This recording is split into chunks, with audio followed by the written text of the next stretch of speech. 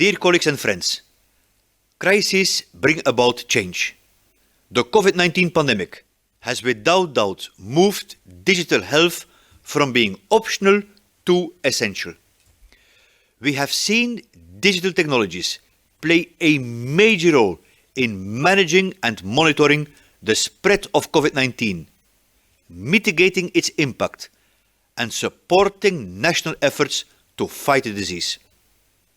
Most crucially, however, during the darkest hours of the pandemic, digital technologies helped patients and individuals to maintain a vital link with their primary healthcare providers and facilitated continued access to healthcare and essential medicines for those living with chronic diseases. The digital transformation of health services didn't start with the current pandemic, but its impact on the uptake of digital technologies in health has been remarkable. Long-standing structural and cultural barriers to adoption were overcome overnight, and attitudes to the use of digital tools have shifted dramatically. COVID-19 has been the long-awaited wake-up call to health decision-makers to digitalize health services and enable access to services and data when and where needed. The future of healthcare and public health is becoming increasingly digital, and necessarily so.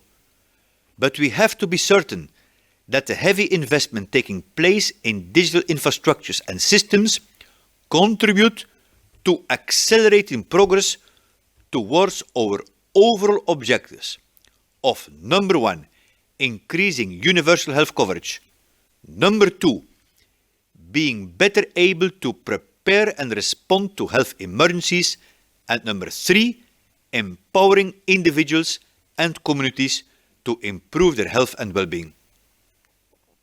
The new possibilities that digital health offers to decision makers, patients and individuals also bring a new set of challenges and risks that have to be carefully considered and managed. It is from this perspective that I would like to share 3 lessons with you today. Firstly, because of the speed at which this stream of technology has entered our health systems, we are again at risk of repeating mistakes that led to the failure of digital transformation initiatives in the past. Namely, a lack of coordination between different actors, a lack of interoperability in health data, suboptimal legislation, and insufficient engagement with patients in the design of solutions. These remain persistent challenges with digitalization that must be addressed. Secondly, COVID-19 has been a watershed moment when the inequalities in our societies have been laid bare. Whatever our good intentions, societies remain deeply unequal. Not everyone can access digital health services, and given that the virus exploits disparities and social fault lines, we risk further marginalizing the most vulnerable when barriers to digital health exist. The marginalization of individuals or population groups because of their inability to afford, access or use digital health services is unacceptable. Thirdly, as digitalization of healthcare is closely linked to increased collection and use of patient data, we need to make sure that patients remain firmly in control of their data. We protect the privacy, confidentiality and integrity of private health data through a strong legal regulatory base. There is only one way to build trust in digital health: by respecting patient rights. The digital transformation of health services is a powerful but double-edged sword. It must be undertaken in the right way, with people and patients at the center. This approach guides our work, with empowerment through digital health, a flagship of the WHO European Programme of Work, the policy framework for WHO Europe support to its member states. We champion digital health because transparent and accountable digital health technology will help us to prevent and tackle future global health crises. Because when implemented and governed appropriately, digital health can be an incredible enabler and a force for equity. And because technology has a crucial role in modernizing care and the health systems that underpin it. Before concluding, I would like to thank you for the opportunity to speak to you today. In the next 4 days, you will map out the path of digital health for patient communities across Europe. Let me reconfirm the commitment of WHO Europe to your cause, to a strong collaboration with organizations that safeguard the rights and interests of European patients in the digital transformation that is underway. If there is a single overarching goal in our work ahead, it is to put patients at the center of the digital transformation. Thank you, and I wish you a fruitful Congress.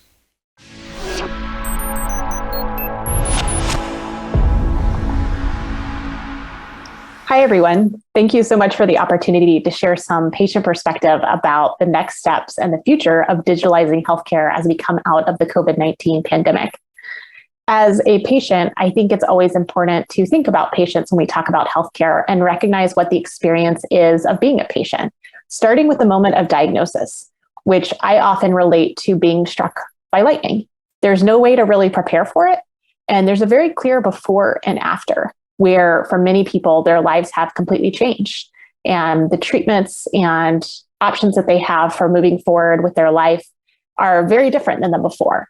And not everybody has had the experience of becoming a patient, but I think many of us might relate to this before and after experience when we think about the COVID-19 pandemic and think about the before of COVID-19 and the after, where our lives have changed with regards to the need for increased air ventilation, masking, vaccines, and social distancing and other measures.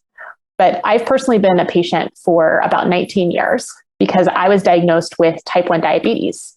And my after became a struggle to deal with manually dosing insulin and paying attention to what my blood sugar was by testing my blood sugar manually 12 to 14 times per day until I got a continuous glucose monitor and an insulin pump that made my life with diabetes a little bit easier, but it was still pretty hard. As you can see from the screen, these are some of my CGM, continuous glucose monitor graphs from my early days of living with diabetes, where even though I was educated and I'm privileged enough to have access to these tools and insulin, it was still really, really hard. And part of the reason living with diabetes is so hard is because you are manually dosing the insulin. You have to know what your blood sugar is. You have to know about what insulin has been dosed. Think about what you've been eating, what you're going to do next, the timing of insulin, and decide to eat or give yourself more or less insulin. And this isn't a once a day decision or a twice a day decision, but you're making this decision over and over again, sometimes hundreds of times a day, taking into account everything that you're doing. So there's got to be a better way. And we recently, in the last couple of years, discovered a better way with automated insulin delivery, where you can have a computer pay attention to the blood sugar and what it's doing and how it's changing. And it can pay attention to how much insulin has been dosed. And it can make decisions over and over again as frequently as there is data available every 5 minutes and tell the pump automatically to adjust insulin up or down to prevent a high or low blood sugar. And this can work really, really well.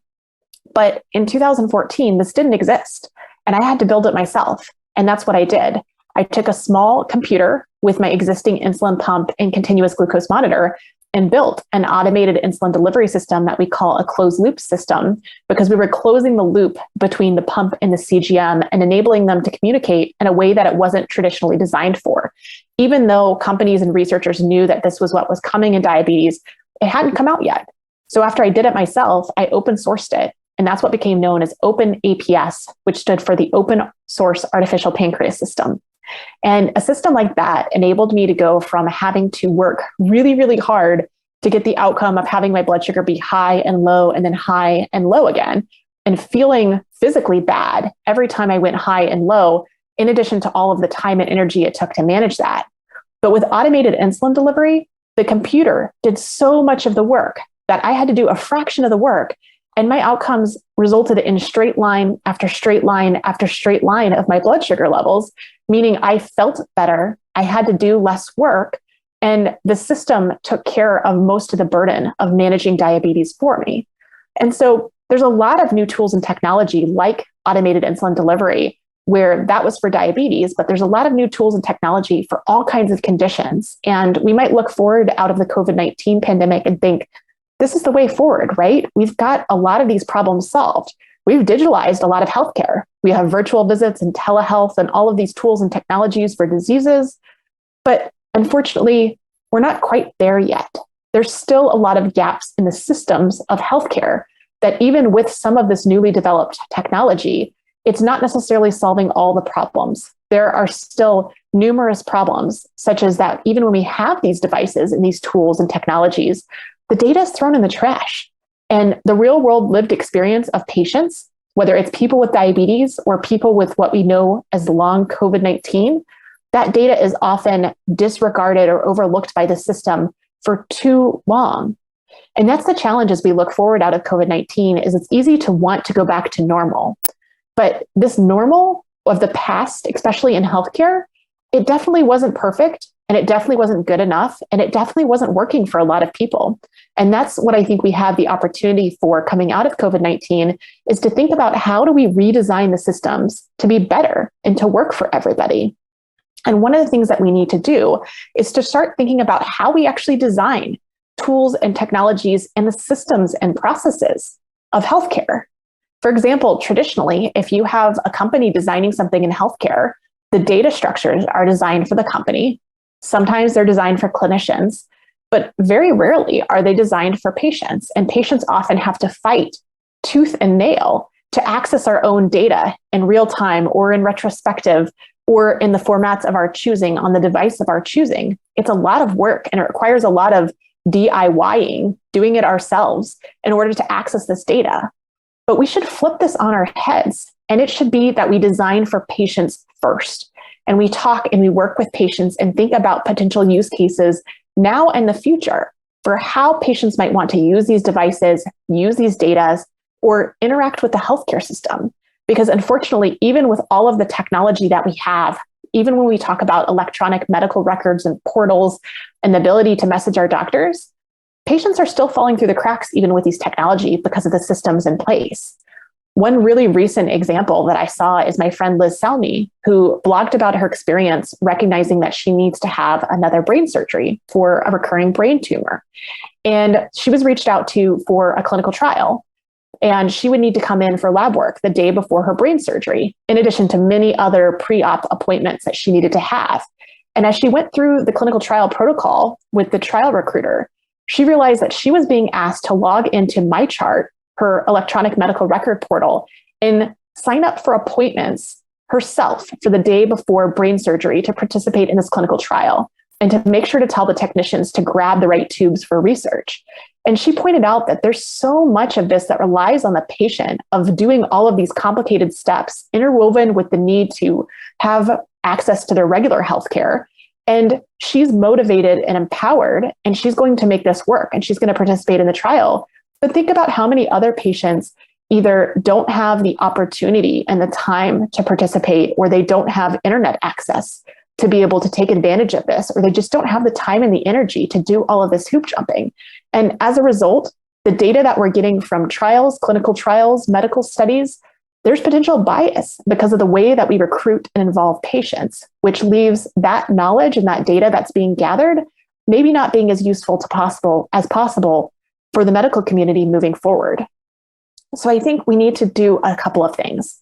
One of which is we need to build systems to capture real world data and lived experience from patients and design systems to actually use this data and information instead of leaving it behind or actively throwing it in the trash.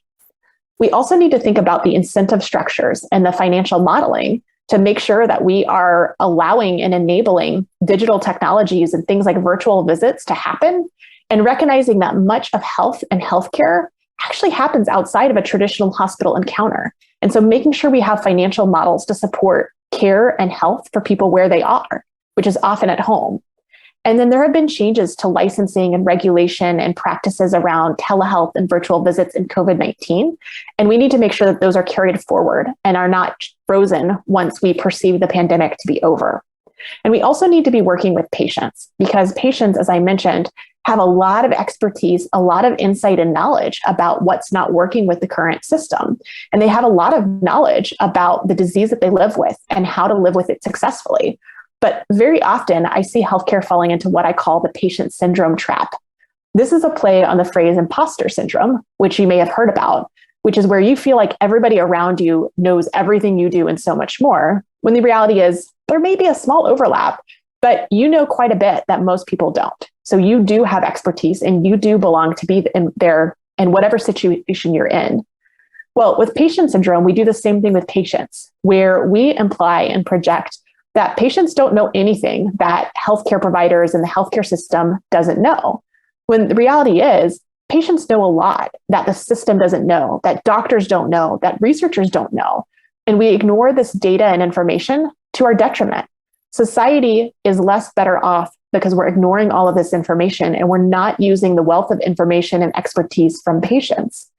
And at the end of the day, although we want to involve patients, we have to involve multiple patients with multiple perspectives, because patients are not all the same. Patients may have created their own thing and come up with their own solution, or they may have contributed to an existing research project or an existing community and added knowledge. And patients can add knowledge and participate at different scales. They may have individual expertise and experience based on their own lived experience, or they may have insight from their community and broader series of perspectives. Or there could also be systemic knowledge across multiple communities, whether those are geographic or disease-related communities. And at the end of the day, we need to improve the relationships of how we work with patients, which goes both ways. I think that partners and researchers who want to involve patients should be applauded. But we need tools to support the relationships between patients and partners and research partners who are involving patients, because oftentimes patients have a bad experience and they might be dissatisfied and go away and not want to participate in the future. But with small changes to improve the relationships, we could potentially make this better and be able to equitably involve more patients with more valuable experiences. So one of the things we can do is have people take a readiness quiz like we developed out of the Opening Pathways project, where partners can take this quiz as kind of a self-audit or use it as a discussion so that they are being transparent and open when they invite a patient to participate in their research project. And vice versa, if you're a patient and you're asked to participate in research or the design of a digital tool, you can send this to your partner and ask them to take it or them to use this as a discussion to talk about what the opportunity is, what they're asking you to do, and how you'd like to work together. Because we do need to work together. It takes all of us to change healthcare. It's going to take all of us to make a better future. And so we in the diabetes community have said we are not waiting because we can't afford to wait. And I think COVID-19 has really shown all of us as a society, we have to work together because we still can't afford to wait to make healthcare better. Thank you.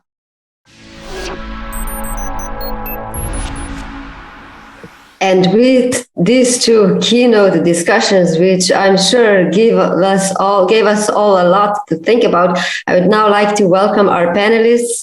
First one, Dana, is also here with us today, so welcome.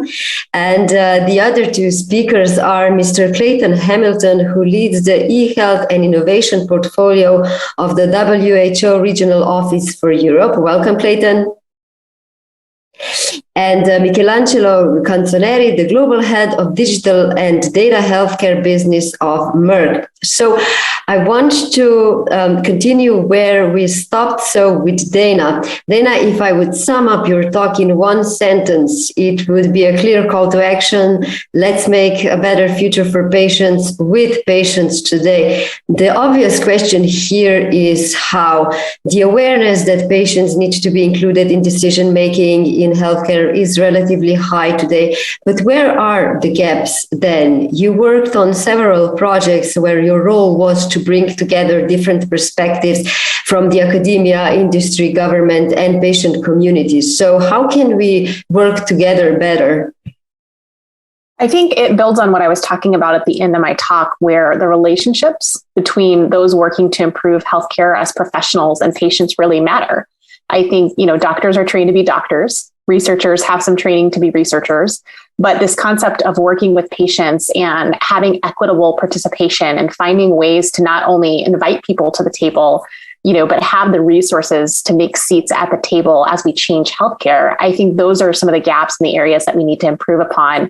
And I think it's on both us as patients, but also I would hope that researchers and partners who want to work with patients can also think about their relationships, their interactions, and how they're working with patients, because it really does make a difference in terms of creating that relationship, facilitating good change in healthcare, but then also making space for other patients to participate in the future as well. Mm-hmm. Clayton, when COVID-19 hit, the hope to curb the pandemic with the help of technology was very high. However, what mostly happened was telemedicine done through telephones and emails, so video conferences max. So in many cases, we're now actually moving back to in-person visits. So what would you say were WHO's lessons learned based on the digital introduction and transformation of healthcare? Thanks very much, and it's a pleasure to be here this afternoon. So, firstly, I think it may be a bit obvious, but I think it's really important to underline the fact that the COVID-19 pandemic had a really strong role in accelerating the adoption of digital technologies across both widely across geographic areas, but also across a number of contexts which perhaps we wouldn't have seen had the pandemic not been upon us. And so we saw this both from the perspective of the individual or the patient, but we also saw it from the perspective of the health system, the way in which individuals were being engaged by the system, and I think really also across a number of public health contexts. So to just put this into picture, we saw really digital technologies engaged in new ways to enable tracing, testing, and diagnosis. But we also saw it employed in many ways that perhaps it was really in a stage of much greater infancy prior to the pandemic, for strengthening surge capacity in access to care. We saw it again come into new light in terms of maintaining essential services and the continuity of primary healthcare. And we saw also, as was very high in the media, many new ways and modalities where digital technologies were employed to inform individuals about measures for prevention and treatment, and towards what we hope is the end of the pandemic, supporting the relaxation of public health and social measures. Now, I just have one slide which I'd like to show you, which illustrates what we saw across the WHO European region. We could show that slide. Essentially, what we saw was an incredibly diverse application of digital technologies. And I think this is one of the real learnings of the pandemic, was that not only should we not underestimate the potential of digital technologies, but we shouldn't underestimate the many different contexts in which the demand for them being applied exists. And again, we see this really right across the perspective from awareness and prevention all the way through to surge management and protection in hospital settings, testing and research, and to recovery and reestablishment. And what was interesting was that in the media, we saw a lot of the, I would call them periphery digital technologies, things like digital contact tracing, proximity tracing, and vaccination certificates, all of which were very important, but weren't really the core of the digital transformation we were seeing.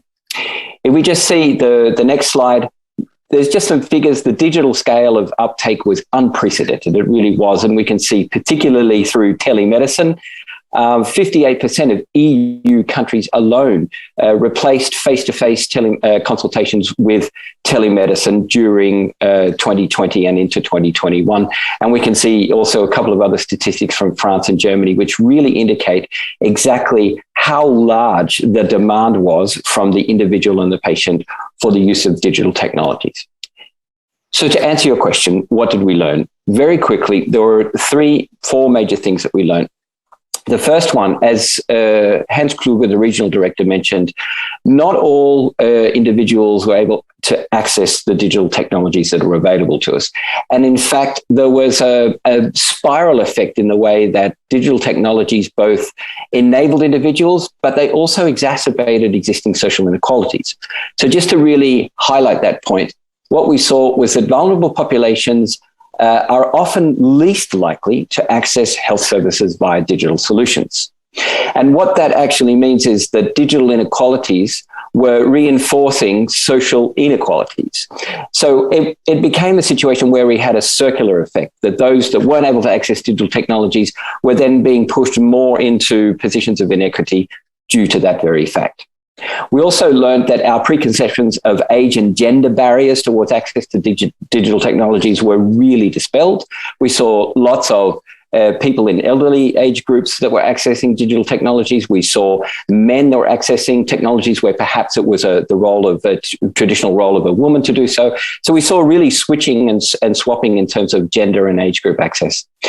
But there were a couple of things that really hit home. Firstly, we really shouldn't relinquish human rights and civil liberties in order to implement digital technologies during a pandemic. And we saw isolated cases in the WHO European region where this was the case. But really, we must hold fast in those principles to ensure that trust in the population is garnered for the use of digital technologies. We also learned yet again that privacy and individuals' personal health data is paramount in the public acceptance of digital technologies and in establishing trust in their use. And really, finally, just one message to answer your question. Really, I think it was very clear, and it only became clear after a period, but our lack of ability to access and use health data was likely the biggest shortcoming of our pandemic response. And this was both from the perspective of the system and the perspective of the individual. Thanks, I'll leave it there for now.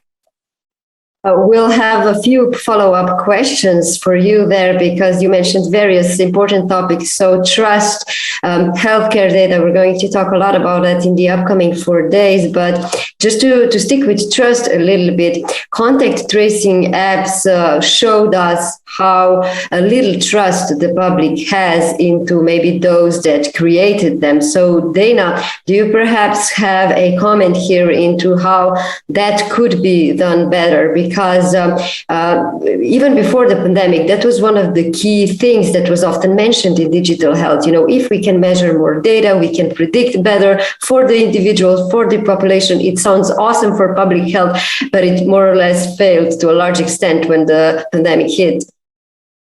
Yeah, so I have kind of a unique perspective because I was one of the people that helped develop open source exposure notification technology before Apple and Google and some of the big digital players really started talking about using it for contact tracing and other purposes. But because I'm a patient, I had a little bit of a different view on the application of exposure notifications. And what I had wanted to design, and I had an open source app and a group working on this, was actually to design a symptom notification app that was completely anonymous, but was really around having a local physical bubble that the people that you interacted with, you could report symptoms.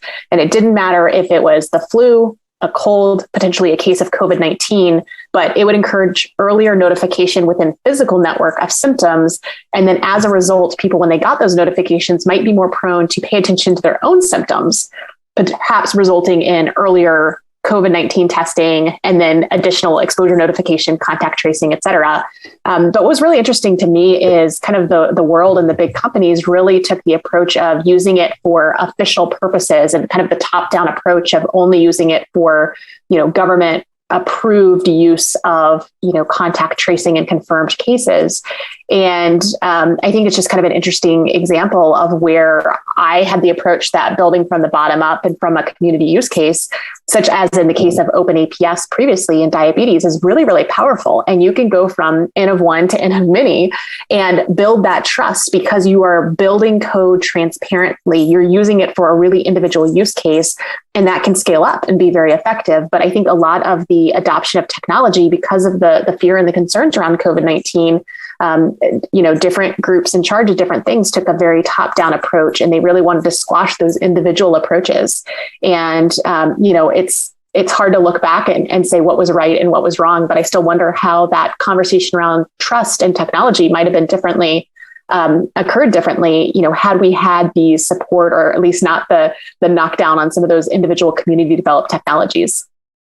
This is a perfect cue for Michelangelo. I don't want to dig deep into drug development. However, we have to say that COVID-19 vaccines came to the market in a record time, less than a year, compared to 4 or more years vaccine development usually takes. This was kind of a blessing in disguise because due to several reasons, among them the lack of understanding of the history and current state of technologies such as mRNA and AI, the societal divide has never been greater. There's a lot of fear, mistrust, misunderstanding of vaccines. So, given this whole experience, what would you say that the pharma industry learned about technology development and adoption because of the experience that we had with the pandemic?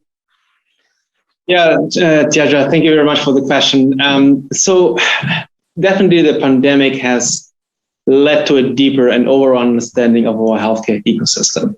Speed to market was and is way more important than ever. In fact, the challenges caused by the crisis can even be turned into unique opportunities for achieving even higher levels of operational excellence. We rallied together to bring forward innovation at records and partnered in ways that were unprecedented. In light of the COVID-19 vaccines, for example, the speed of development, clinical trial studies, approval, manufacturing, and distribution, all within one single year. Together, we furthered our knowledge about what's critical for converging research, clinical development, manufacturing operations, safety, speed, and digitalization in ways that are beneficial for our patients, stakeholders, and employees. Leveraging our data, creating holistic data models and using digital technologies, all enabled through IT, helped us to get closer to our vision in providing drugs to faster to patients. So the pharma industry is now moving towards developing more precision medicine, and patients are expecting increasingly personalized treatment plans. And digital health is the use of technology alongside traditional therapeutics to enhance healthcare, prevent disease, support the best treatment pathways for patients, and collect data for the development of new and innovative treatments.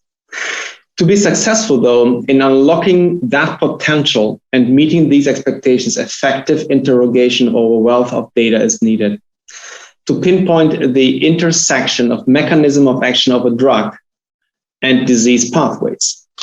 Being able to model these relationships early in the drug development process and bringing drugs to the clinic quickly while being more confident in their success because we have reliable disease model built on a solid data foundation will be transformative for our patients. So generating quality data and using them more effectively will be key in mastering the amount of data that is generated minute by minute. What is key for our progress is how we turn that data into information, knowledge, and ultimately wisdom. However, one of the most well-known concepts of computer science, garbage in equals garbage out, is also extremely relevant. If we do not work on the quality of data we generate and store, we will not be able to trust those analyses. This is a concept well known to all lab data scientists, for example, or all lab scientists. From my previous experience, I kept very detailed lab books describing every step of my experiments, knowing that successful experiments are reproducible.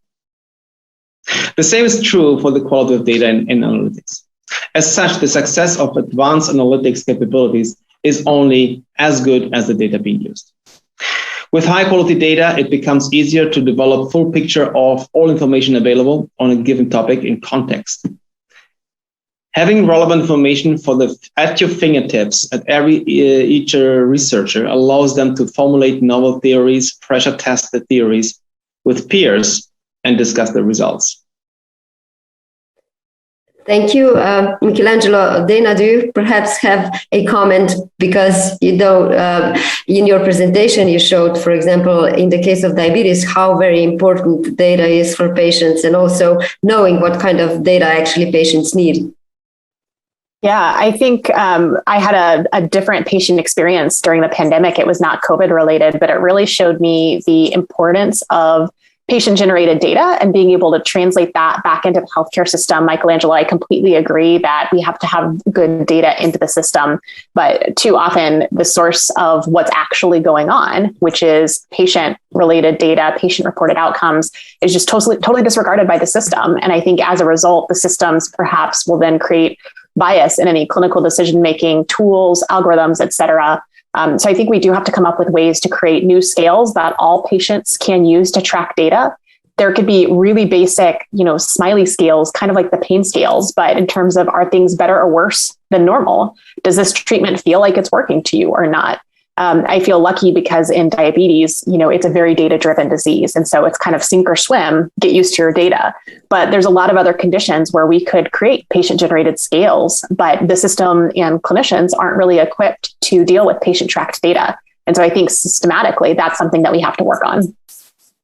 We will address a lot of topics related to data in the upcoming days, but I would like to ask Clayton, technology is always developing faster than regulation, and at the same time, it's getting increasingly sophisticated. How can WHO and other regulatory agencies even cope with the understanding of technologies on one hand, and then making decisions about how to regulate these technologies and guide the innovators? Well, the simple answer is it's complicated to do so. And I think the pandemic, again, really illustrated that, particularly from the health decision maker level. They were flooded with innovations during the pandemic and really were not capable. Either they didn't have the bandwidth or they didn't have the assessment frameworks that allow them to really understand, were the innovations being presented to them of value? Were they integratable with existing systems, processes, standards? So really, I think one of the things we learned there was that it's incredibly difficult to actually have that innovation exchange with the health system as it is today. And I think Dan has really pointed out the difficulty in having real world or patient source data actually integrated into clinical care. We know from anecdotal discussions with clinicians that this is too far from their periphery. It's in a way considered to be noise. And they're already struggling really to cope with the amount of data that they've got available to them, which the system itself generates. So I think that's one really important consideration to think about, is that the innovation sector itself needs to have a better entry point into the health system and vice versa, so that those two entities can really understand each other better. Now, in terms of really how we're going to continue to build trust and acceptance for not only the data, but the use of digital technologies, because I think that's really the important point. There are three major things from the international perspective that we see. Firstly, we need to look more at what governance and accountability mechanisms there are. And again, the wonderful example Dana gave of being able to connect her different devices and her knowledge to be able to do so, I think was a rare case. But there are actually regulations that prevent that type of combination, quite simply because the evidence for the safety of that type of combination doesn't exist. And again, hashtag we're not waiting, I think is very relevant. Why should patients wait when really there is an incredible amount of innovation that is overtaking the ability of the system to do so? So again, I think we need to root ourselves in governance and accountability and assessment frameworks that are actually applicable to the types of technologies. We're really still using random control trials and other outdated assessment mechanisms for technologies that are just not appropriate. So again, I think we need to really rethink that. Broad stakeholder design broad stakeholder engagement in solution design. Again, from our perspective, we're actually seeing that patients are involved in the innovation phase in the design of new products, but they're not involved in rationalizing and redesigning the processes in the healthcare systems today. They tend to be a little bit more mundane and boring, but again, having patient voices to really understand how those processes can be made more effective, I think is really important. And then lastly, I would be remiss not to mention digital literacy, because really what we also saw during the pandemic was that those who were in a position who were more digitally literate obviously had much more appetite and uptake of digital technologies.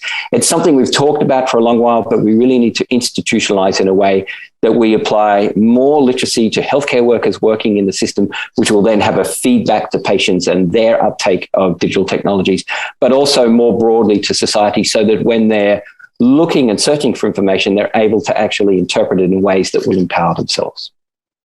A quick follow-up question there. You already mentioned the inequities before in terms of having access to technology. So is this one of the topics that kind of came into light for WHO during the pandemic? So if we increase the use of digital health and technologies to improve healthcare, to which extent are we creating a new problem because of lack of access from some sides?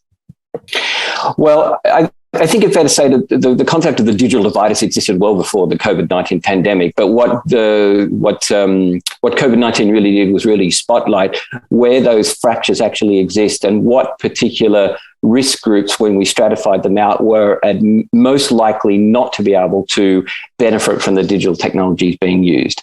Are we introducing more inequity through digital solutions? I don't believe so, but I know there are cases when that is true. So again, it's not black and white. There are certain instances where we need to be overly careful not to marginalize vulnerable population groups who don't have access to digital technologies. One example was, again, this digital contact or digital proximity tracing was requiring quite a sophisticated high-end smartphone in order to be used. And not everybody has access to that type of technology. So again, there was a broad group of the population that simply wasn't able to protect themselves with this particular technology because they didn't have access to that level of hardware, which is expensive, and cost is an obvious barrier to that type of thing. But there are other ways. There are other solutions in order to enable that type of technology to function without the use of a smartphone. So again, innovators need to take potential for creating inequities right at the core of solution design. And when they do, what I find is the innovation community is so rich and so capable, then those inequities can actually be well mitigated. But again, we need to be cautious. We need to be ensure that we're not marginalizing elderly populations or children who might simply not have access to the types of solutions from the benefits digital technologies can provide. I think that's a great point. Yeah, I was just about to say, if you could offer a comment here, because, I think one of the first things that I thought about when I saw your description was, do-it-yourself artificial pancreas. That sounds accessible. Oh, do-it-yourself artificial pancreas. Is that even safe? So there are, ways that maybe that patients can impact their own access to technology. So what's your kind of reflection here? Well, I think Clayton makes a great point in talking about the fact that inequities do exist, but you can absolutely address them. And I think in addition to the innovation communities, I think the healthcare community needs to think about this when they're looking at the innovations that come to them. In the history of diabetes technology, we have seen, unfortunately, kind of systemic bias towards patients and assuming that because they struggle with finger stick blood glucose testing for whatever reason, that they would not benefit from continuous glucose monitors, when the opposite is true. They are the population who would most benefit, or an assumption that because they are of an older age group, that they would not benefit from that technology or not be able to use it, when there's plenty of studies that show they are just as capable of using the technology when trained, just like everybody else. So I think one of my concerns moving forward is making sure that as the technology becomes more capable, it's even more likely to serve many of these groups when those groups are part of the design process, like Clayton and I have talked about. So I think that's really, really important, is not just to assume that as tech gets more and more advanced and complicated, that it's complicated for the end user, because that's not automatically the case. And so designing with and for people, and then making sure that we have systems in place to prevent human biases from then blocking that technology from reaching people, especially in healthcare, I think is so important. Michelangelo, pharma companies are probably among organizations that have worked closely with patients for a very long time. Can you tell us perhaps a little bit more about how are you leveraging digital health for your interaction with patients, and has that changed because of the pandemic? Yes, indeed it has. And I think what is important, talking about digital health, maybe let me comment first on the topic of trust, because I think that goes along with that same topic here that I hear from you, Dana, and Clayton. I cannot agree more. And indeed, things are changing. And also the pharmaceutical industry is learning to adapt how to leverage their massive data that they have and they created over the course of the last years. So talking about trust, so for me, trust is a combination of multiple factors, first of all. It's about credibility in what we say, it's reliability in what we do and promise, and intimacy, being seen as a true partner I can open up with, right? So, and the last point is, what's my motivation? What's our motivation in doing what we say and what we do? So, and if I think about that, what I saw about the trust in digital technologies, the trust in digital health, the trust in AI as such, as a keyword, is not as far as it should, in my eyes, in order to actually leverage that technology. We still ask ourselves, what is it doing? How can we understand that black box? And I think we're going through a change here. It's a change management journey where all of us are addressing not the rational piece of it, the understanding of what AI is. It's more than that. It's the emotions around it. It's something that all of us have a picture if you use the word AI. And it's actually about demystifying AI. It's demystifying technologies and being in the spirit, in the mindset of experimenting, of learning. Not experimenting with patients, please don't get me wrong here. It's really about how do we iteratively learn from each step. Then I'm very sure that you had a couple of learnings while you're developing that device. And all of these learnings went into the next cycle of learning and next cycle of learning. And certainly a lot of things didn't work out. That certainly was sometimes a frustration, but at the same time, it actually helped you to improve your product. And that's exactly the engagement that I'm looking forward for all digital health products. It's getting very, very close to our patients and understanding, and especially listening. Listening is key because each of the patients have different perspectives on the same disease. Understanding what they feel, what they have, what data, that information they have. And by listening and having the right information for those patients helped us to address and to develop the ecosystem, the digital ecosystem, including the technologies that really helped in their disease. That's exactly what we do for all our franchises. And we're starting to develop that pain point driven development and in iterative cycles. Agile has been used a lot in the past as a keyword, as a buzzword.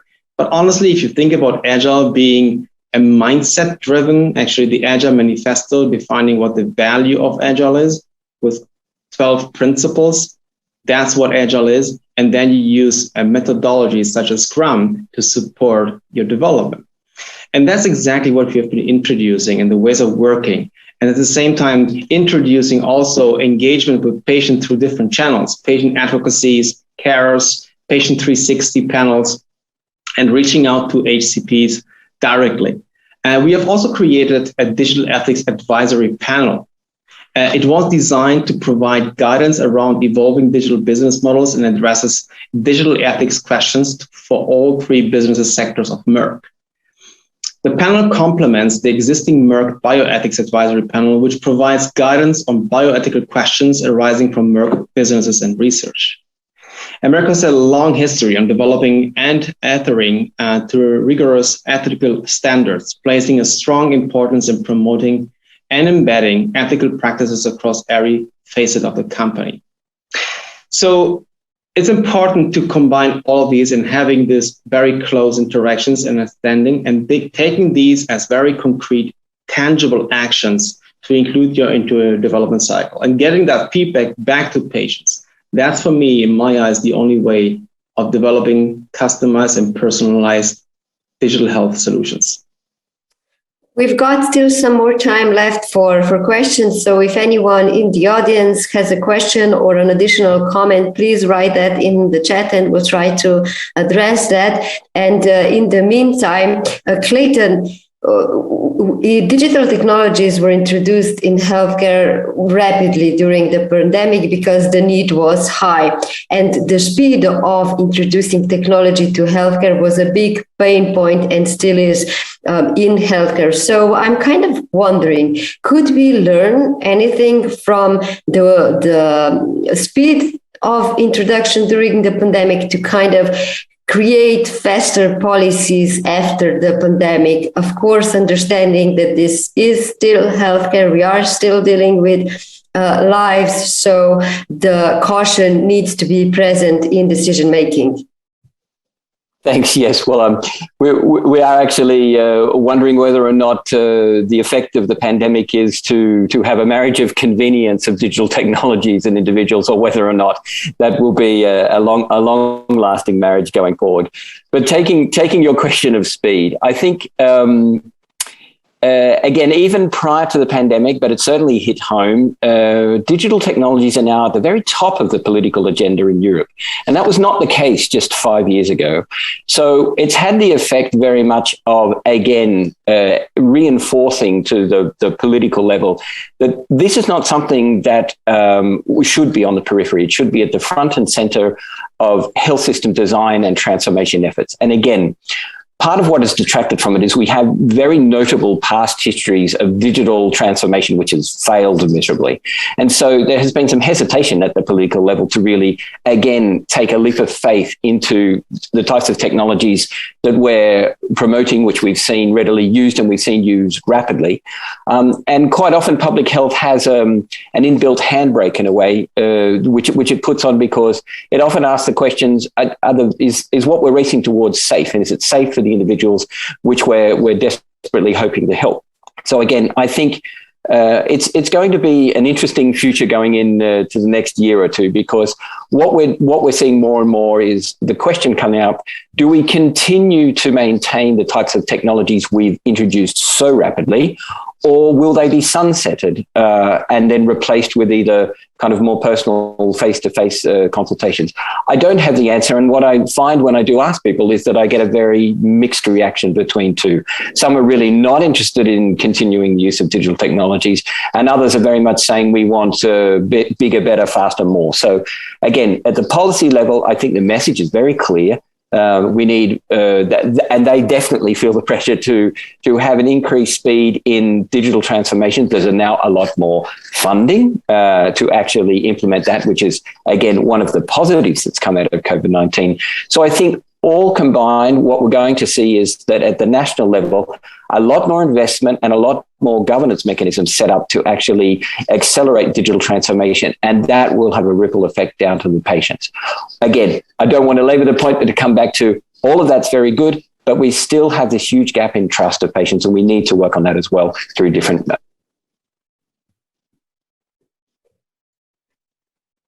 Thank you. One of the comments that we got in the chat was that it felt that COVID twisted arms into accepting old technology, but the benefit of the patient care or the incentive wasn't really the patient convenience per se. So with 4 minutes left, Dana, can you perhaps add a little comment and a closing thought to this discussion?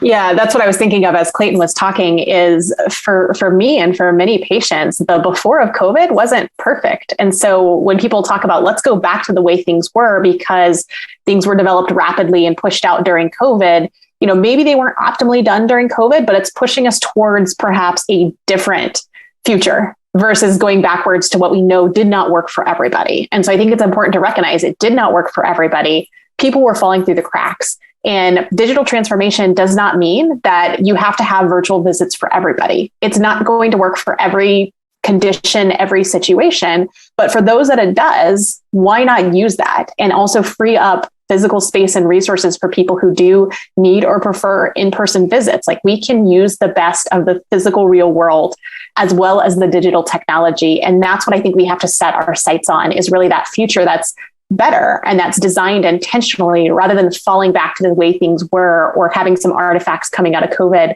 but really consciously designing and planning for and incentivizing those tools for the future. And to wrap up, I think one of the seemingly positive developments that are happening in drug development and technology development more broadly are decentralized clinical trials. So, Michelangelo, perhaps to really end on the positive note there, can you just give us a few thoughts about that? Yeah, absolutely. These are huge programs that we have also started here at Merck. So decentralized is one aspect, clinical trials at home, but also how do we identify the right patient for our drugs? How do you learn from real world data? That's a lot of what we are actually doing as we speak. So this is leveraging digital technologies in our data at scale. That's exactly what not only our ambition is, but also very concrete, tangible projects are, where we are working on very concrete clinical trials with leveraging those data in order to enable decentralized clinical trials. So this is very good news. I'm very excited to have this now started and getting deeper into that. And at the same time, learning from other industries. Learning from our industries for us is key. Other industries, small, big, there is no thing that would allow us not allow us to speak to anyone to this digital topic. I think this is related for all of us. It's for a bigger goal, which is helping our patients. We have the patient in our center with everything that we do. And talking to biotech or even other completely different industries will help us to understand how the technology can be leveraged to really achieve that goal. Thank you. Thank you. One quick question for Clayton, but mind the time. Anna is asking, digital health adoption is very different in European countries. Is there any possibility that Europe could encourage European countries that are lagging behind to speed up the digital health adoption? So you've got around 30 seconds and you continue writing in the chat to answer that question. Thanks. Yes, definitely. Encourage is really what we do on a daily basis. We know that digital health adoption is proceeding at different rates, and in fact, very uneven rates across Europe. And there are many reasons for why that is. But one of the key focuses is what WHO is doing is trying to bring together all of the factors that are actually enabling factors for success in digital health and put them in together and compile them together such that policymakers have one united form of guidance that they can go to in order to understand what are the key success factors in that acceleration. Now, again, that spans policy and legislation and training of the workforce and digital literacy and many, many factors. It's been spread, but now we believe the best way to approach to encourage is to actually bring all those factors together, put them in front of policymakers so that we can get a more even distribution of digital health adoption across Europe. Thank you. And with that, I would like to close this panel discussion and return to Yvette. Thank you to all the panelists. Thank you.